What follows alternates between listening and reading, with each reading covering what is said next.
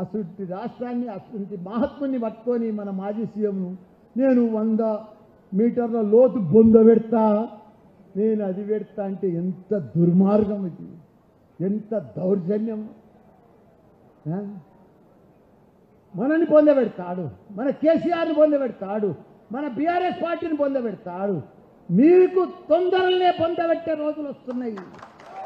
మీకు పొందబెట్టేటోడు ఆయన ఢిల్లీలో ఉన్నాడు, ఆల్రెడీ స్టార్ట్ అయిపోయింది.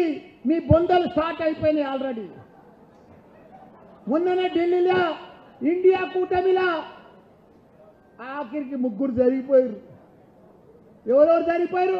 మమతా బెనర్జీ జరిగిపోయిందా? నితీష్ కుమార్ జరిగిపోయిందా? ఆపు పంజాబ్ సీఎం జరిగిపోయిందా? ఇక 3 పోయినాక ఎవరు మిగిలినరా? రాహుల్ గాంధీ ఒక్కడే ఒక్కడే ఒక్కడే. ఆయన రెండోసారి జోడో యాత్రకు పోతే మిగతా పార్టీలన్నీ చోడో యాత్రకు వెళ్ళిపోయింది.